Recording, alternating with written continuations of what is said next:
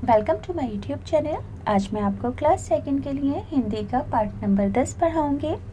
तो सभी बच्चे अपनी बुक का पेज नंबर 56 खोलेंगे। पेज नंबर 56 पर चैप्टर नंबर 10 है, जिसका नाम है मीठी सारंगी। अब बच्चों, सारंगी किसे कहते हैं? ये एक म्यूज़िकल इंस्ट्रूमेंट है, जैसे कि बांसुरी होती है, तबला होता है, इनमें से एक धुन सुनाई देती है। इसी तरह से सारंगी भी एक म्यूज़िकल इंस्ट्रूमेंट है, जिसे बजाने पर उसमें से बहुत मीठी, बहुत मधुर आवाज़ सुनाई देती है। तो अभी मैं आपको पूरा चैप्टर पढ़कर सुनाऊंगी, पर पहले हम चैप्टर के नाम को स्पेलिंग के साथ पढ़ लेंगे, ताकि एग्ज़ाम के लिए मात्राओं की पक्की रिवीजन हो सके। सभी बच्चे मेरे साथ रिपीट करेंगे। माँ में बड़ी ई की मात्रा मी, ठा में बड़ी ई की मात्रा ठी, मीठी। सा में आ की मात्रा, रा में अंक की बिंदी, गा में बड़ी ई की मात्रा गी, सारंगी, मीठी सारंगी।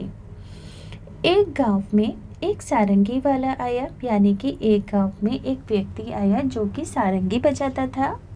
वे सारंगी बहुत अच्छी बजाता था। रात में जब उसे सारंगी बजाना शुरू किया, तब गांव के बहुत से लोग इकट्ठे हो गए। बच्चे देखो, सारंगी कैसी होती है? इस तरह से होती है जैसे कि सितार होता है, मगर ये नीचे से चकोर है, और जो सितार होता है वो गोल गोल सा होता है। तो बच्चों, सारंगी वाले ने जब रात को सारंगी बजानी शुरू की तो गांव के बहुत सारे लोग इकट्ठा हो गए, क्योंकि सारंगी वाला बहुत अच्छी सारंगी बजाता था। सारंगी की मीठी आवाज़ और सारंगी वाले के बजाने की कला से गांव के लोग बहुत दंग रह गए थे। यानी कि सभी जो लोग थे बड़े हैरान थे सारंगी की मीठी आवाज़ से। सारंगी वाले को देखकर सब हैरान हो रहे थे कि ये कितनी मीठी सारंगी बजाता है। सब लोग कहने लगे, कैसी मीठी सारंगी है। लोगों ने क्या कहा? सारंगी की आवाज़ सुनकर के कैसी मीठी सारंगी है। कितना आनंद आ रहा है, यानी कि कितना मज़ा आ रहा है। वहीं पास में बैठा हुआ भोला भी लोगों की ये सब बातें सुन रहा था। वह मन ही मन कहने लगा, इन लोगों को सारंगी बहुत मीठी लगी, लेकिन मेरा तो मुंह मीठा हुआ ही नहीं, ये सब झूठे हैं। अब देखो, लोग सारंगी की आवाज़ को सुनकर क्या कह रहे थे कि ये सारंगी बहुत मीठी है। तो वहाँ पर गांव का एक व्यक्ति बैठा था जिसका नाम भोला था। तो वो अपने मन में सोचने लगा कि ये सभी लोग सारंगी को तो मीठा कह रहे हैं, मगर मेरा मुंह तो मीठा नहीं हुआ, ये सब झूठे हैं। अब देखो, वो इतना भोला था कि सारंगी को कोई मिठाई या खाने की चीज़ समझ रहा था, और सोच रहा था कि मेरा मुंह तो मीठा नहीं हुआ और ये सब लोग झूठ बोल रहे हैं कि सारंगी मीठी है। थोड़ी देर बाद उसने सोचा कि शायद सारंगी वाले के पास बैठने से मुंह मीठा हो जाए, इसलिए वे सारंगी वाले के पास जाकर बैठ गए ताकि उसका मुंह मीठा हो सके। रात के 3-4 बजे जब सारंगी वाले ने गाना बजाना बंद कर दिया, तब लोगों ने सारंगी वाले से कहा, महाराज, आपकी सारंगी बहुत ही मीठी है, हमें बड़ा ही आनंद आया, 2-4 दिन आप यहीं पर ठहर जाइए। क्या कहा सारंगी वाले से लोगों ने कि आपकी सारंगी बहुत मीठी है, जिसे सुनकर हमें बहुत आनंद आया, अभी आप कुछ और दिन के लिए यहीं पर ठहर जाइए गाँव में। ये बातें सुनकर भोला मन ही मन झुंझलाया, यानी कि गुस्सा हुआ, और सोचने लगा, ये लोग झूठ तो नहीं बोल सकते, सारंगी मीठी ज़रूर है, पर मुझे ना जाने स्वाद क्यों नहीं आया। तब तक रात ज़्यादा हो गई थी, इस कारण लोग घर नहीं गए, वहीं चौपाल में सो गए। सारंगी वाले ने भी सारंगी पर खोली, यानी कि उसका कवर चढ़ाया, और उसे अपने सिरहाने रखकर सो गया। पर भोला को चैन कहाँ था। जब लोग नींद में खर्राटे लेने लगे, तब उसने चुपके से उठकर वे सारंगी उठा ली और ऊपर का खोल उतारकर उसे जीभ से चाटा, और कुछ स्वाद नहीं आया। क्या हुआ कि जब उसने सारंगी का कवर हटा दिया और उसे जीभ से चाटना शुरू किया, तो उसे उसमें से कोई भी स्वाद नहीं आया। अब उसने सारंगी को खूब हिलाया, उसके छेदों को मुंह के पास लगाकर मुंह में उंडेला। क्या करा उसने? सारंगी के छेदों को मुंह के पास लाकर उसे अपने मुंह में उंडेला, पर सारंगी से एक भी मीठी बूंद नहीं निकली। वो लोगों की बेवकूफ़ी पर बहुत ही झुंझलाया, गुस्सा हुआ। अब की बार उसने सारंगी को गांव से बाहर दूर ले जाकर फेंक दिया। वह लोगों की बेवकूफ़ी पर हंसता हुआ अपनी जगह पर आकर चुपचाप सो गया और सारंगी को गांव से दूर फेंक आया। सवेरा होने पर जब सारंगी अपनी जगह पर नहीं मिली तो सब लोग और सारंगी वाले बड़ा दुखी हुए। लोग कहने लगे, बड़ी मीठी सारंगी थी, पता नहीं कौन ले गया।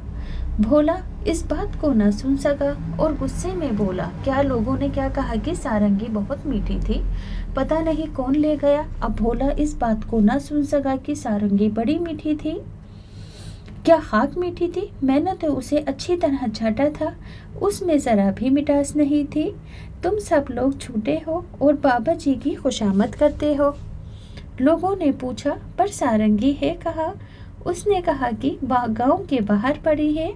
लोगों ने भोला की बेवकूफ़ी पर अपना सर पीट लिया कि कोई इतना भी बेवकूफ़ हो सकता है कि सारंगी सुनने में मधुर होती है, कानों में रस घोलती है, इसलिए उसे मीठा कहा था। मगर भोला इतना बेवकूफ़ था कि वह उसे कोई खाने की चीज़ समझ रहा था और सोच रहा था कि मेरा मुंह मीठा क्यों नहीं हुआ।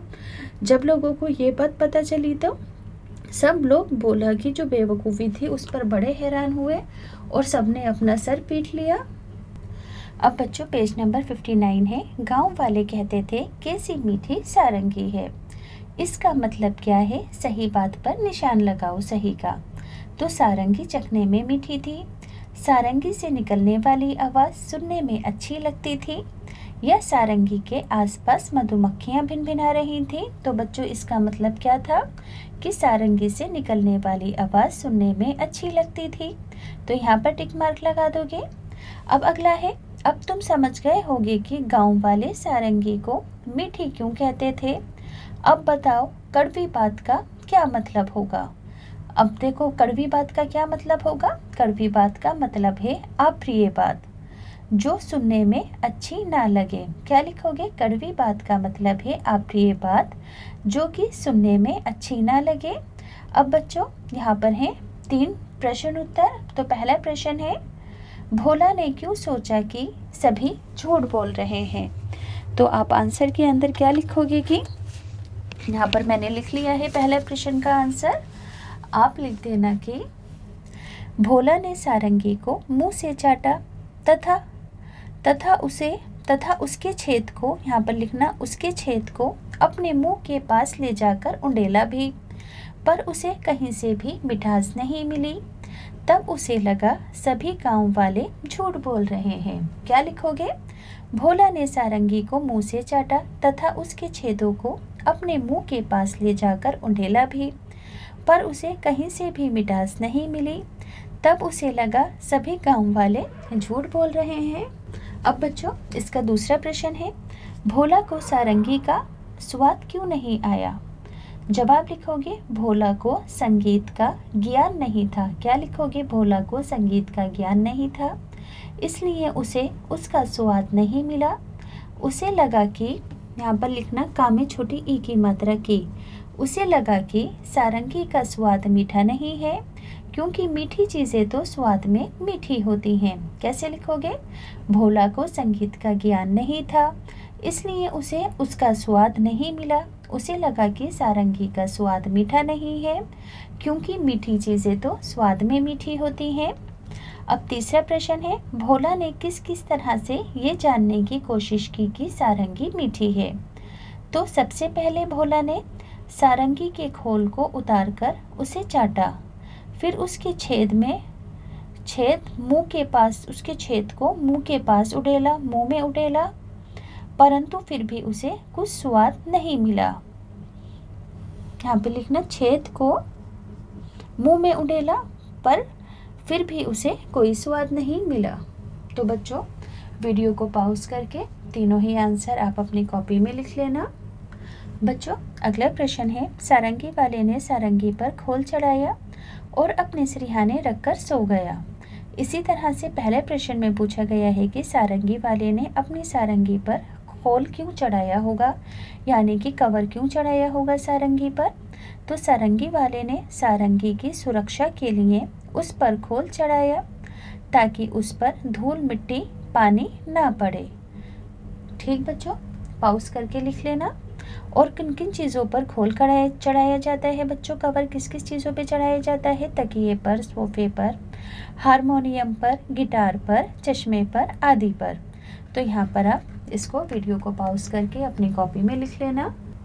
अब बच्चों यहाँ पर बहुत सारे म्यूज़िकल इंस्ट्रूमेंट हैं, जैसे कि सारंगी, ढोलक, एकतारा, तबला, बांसुरी, शहनाई, डफली, सितार, गिटार और हारमोनियम। तो यहाँ पर बोला है कि जो तार वाले इंस्ट्रूमेंट हैं जिनमें तार लगा होता है उन्हें अलग लिखो, जो कि हाथ से थाप से बजाए जाते हैं उन्हें अलग लिखो, बाकी अन्य अलग लिखो। अब बच्चों जिन जिन म्यूज़िकल इंस्ट्रूमेंट में तार होता है वो है सारंगी, एकतारा, सितार और गिटार। इन सभी में बच्चों एक तार सा बंधा होता है। और हाथ से बजाने वाले कौन कौन से म्यूज़िकल इंस्ट्रूमेंट होते हैं? ढोलक, ढबली, तबला और ढोल। अन्य है बांसुरी, शहनाई और हारमोनियम, क्योंकि ये मुंह से बजाया जाता है। बांसुरी और शहनाई और हारमोनियम को उंगलियों से अलग तरीके से पियानो की तरह बजाया जाता है। अब बच्चों अगला प्रश्न है, कुछ नाम बच भी गए होंगे, उन्हें भी लिखना है।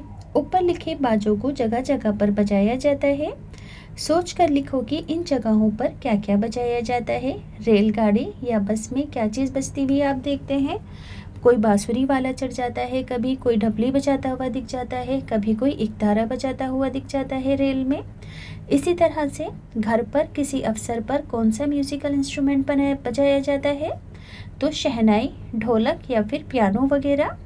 भजन कीर्तन में हारमोनियम को बजाया जाता है। स्कूल में किसी अवसर पर क्या चीज़ बजाई जाती है बच्चों? सितार और गिटार वगैरह बजाए जाते हैं। अगला है पेज 61। इस कहानी में मिठास की बात है। तुम्हें कौन कौन सी मीठी चीज़ें अच्छी लगती हैं? तो आप अपनी मर्ज़ी से लिख सकते हो, जैसे कि टॉफ़ी, आइसक्रीम, मिठाई आदि। क्या खाने की चीज़ें सिर्फ मीठी होती हैं? मीठे के अलावा इनका और क्या क्या स्वाद होता है? तो सभी बच्चे जानते हैं कि खाने की चीज़ें सिर्फ मीठी नहीं होती हैं, इनके अलावा खाने की चीज़ों के और भी स्वाद होते हैं। जैसे कि मैंने यहाँ पर आंसर लिखा है कि नहीं, खाने की चीज़ें सिर्फ मीठी नहीं होती हैं, इनका स्वाद नमकीन, कसीला, तीखा या खट्टा भी हो सकता है। समझ में आ गया ना कि खाने की चीज़ें सिर्फ मीठी नहीं होती, इनका स्वाद नमकीन, कसेला, तीखा या खट्टा भी हो सकता है। अब बच्चों खाने पीने की जो चीज़ें नीचे लिखी हुई हैं उन्हें उनके स्वाद के हिसाब से लिखना है, यानी कि मीठी चीज़ें एक जगह लिखो, खट्टी मीठी चीज़ें एक जगह लिखो और कड़वी चीज़ें एक जगह लिखो। तो मीठी चीज़ें क्या क्या होती हैं? आम होता है, ठीक, शहद होता है, चीनी होती है, दूध होता है मीठा, और इसके अलावा जलेबी लिख सकते हैं, मीठी होती है। खट्टी मीठी कौन कौन सी चीज़ें होती हैं? जलजीरा, नींबू, नमक और चटनी। ठीक, क्या क्या? जलजीरा, नींबू, नमक और चटनी, ये कैसे होते हैं? खट्टे मीठे होते हैं। कड़वी चीज़ें कौन कौन सी होंगी बच्चों? तो कड़वा होगा आंवला, करेला और अदरक। ठीक, मैंने यहाँ पर सभी को अलग अलग लिखा हुआ है, आप भी लिख देना। आगे है इस तालिका में कुछ नाम आप अपने मन से भी लिख सकते हो। नीचे लिखे शब्दों को बोलकर देखो। बांसुरी, बसी, हंस और हंस। तो देखो बच्चों, हंस और हंस, ठीक, यहाँ पर चंद्र बिंदी और अंकी बिंदी लगी है। तो यहाँ पर आपको चंद्र बिंदी और अंकी बिंदी में एक जगह ना की आवाज़ आती है और एक जगह माँ की आवाज़ आती है। तो देखो बच्चों, जहाँ पर चंद्र बिंदी लगी होती है उस जगह पर आधे ना की आवाज़ आती है, ठीक, और जहाँ पर चंद्र बिंदी होती है वहाँ पर माँ की आवाज़ आती है। देखो जैसे कि चंदन में हमने अंकी बिंदी लगा दी तो चा के बाद किसकी आवाज़ आ रही है? ना की। इसी तरह से झांसी, अब झांसी के अंदर भी बच्चों चंद्र बिंदी में भी ना की ही आवाज़ आएगी। मैंने गलती से बोल दिया है, मगर यहाँ पर कुछ जगहों पर अंकी बिंदी है और कुछ जगहों पर चंद्र बिंदी।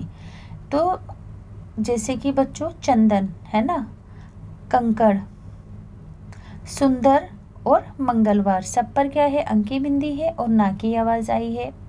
इसी तरह से चांद, मांगना, सांप, झांसी, कापना और आंधी, आंधी पर क्या है, चंद्र बिंदी आएगी,